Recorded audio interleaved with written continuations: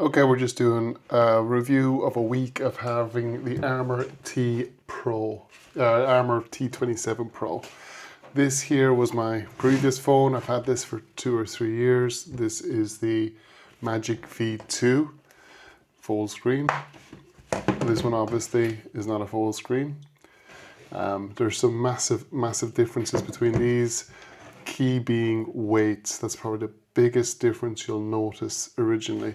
This weighs in at 440 grams, where this is 230, almost half the weight. When you think of it, this is coming in close to half a kilo.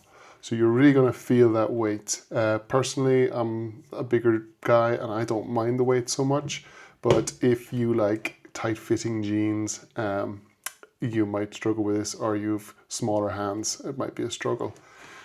In terms of comparison then, we've got, the reason why I got this phone originally was because of the battery. This is a 5,000 milliamp battery, which is very good.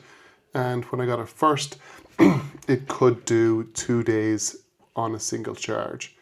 Lately the charge has gone down to 1 day.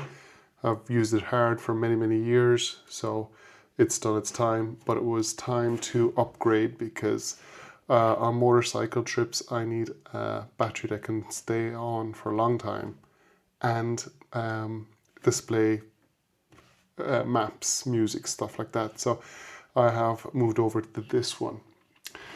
Like I said, bigger battery. Screens, you're not going to see a huge difference in screens in terms of, for general users. If you're a super techie guy, you might find them slightly different, but in general, the screen is perfectly bright, perfectly usable.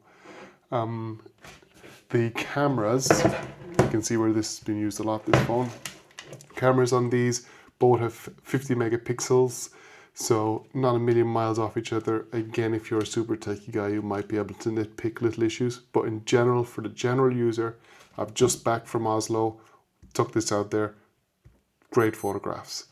The one thing I do miss from my work is this has the lens, that's what I call the fisheye lens.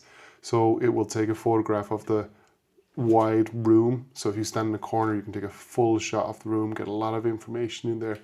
This here just has the 2 narrower lens, so you'll only get a corner of the room. But in general, the camera on this I find perfectly usable with a good flash. You can see here where this one cracked, and that cracked earlier on in my usage, and I replaced it and it cracked again, but that was putting a blur on a lot of my photographs. It was making it difficult.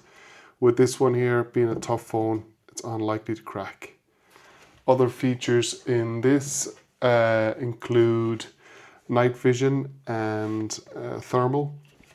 Thermal camera is a fter. That's what we use at work. It's a very professional brand. Very happy with the thermal camera on it. Again, I've had this a week, and even today this thermal camera has come in useful. On my dog walk this morning, my dog made a mess in the park and I struggled to find it.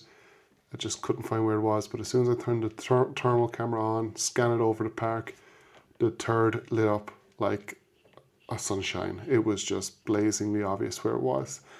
Also, I had a leak from my shower, and using this I was able to track the temperature change in the ceiling below and find where the escape of water was happening in the shower tray. This is full of features. I'm not going to go into it now, but you can do averages and pinpoint heat. Once you take a photograph, you can then, which I find very handy for my job, you can get it to produce a report. I'm not quite sure where it is now, but it will produce a report pretty quickly for you. And I think it's, here we go, that's it. There we go. So you got the photograph on the bottom, the temperatures on the top, all the averages, the grid coordinates, the date. So produce a report straight off, which you can send as a PDF. Super useful. Another feature on this that I like is the night vision camera. I'll probably show a few snips of it there now, but it works really well in the dark. When you can barely see a thing, this will show stuff that you cannot see with your eyes. So the night vision camera on this is also very good. Animals' eyes will light up quite bright too, so they'll stand out if you're into hunting. It might be useful. In terms of usage, I have played some games on this, some very basic games, you know, balloons, holo, whatever it is, where you go around eating up the city. In general, for run-of-the-mill games, this has a MediaTek 6300 processor. It is nowhere near as fast as this phone in terms of games. This can play anything you throw at it. But if you're not that interested in playing high-end games, just a couple to pass the time, this will do just fine. One other thing I do like, which people don't point out on this, and is probably because it's likely pretty much illegal wherever you are, is the AI call assist or call summary. So when you make a call, you can press that button, it will record the phone call and it will do the transcript and it will give you a summary. It doesn't inform the other person on the other line that you have pressed it. So I'm pretty sure you're going to have to inform that person before you press it to be legal.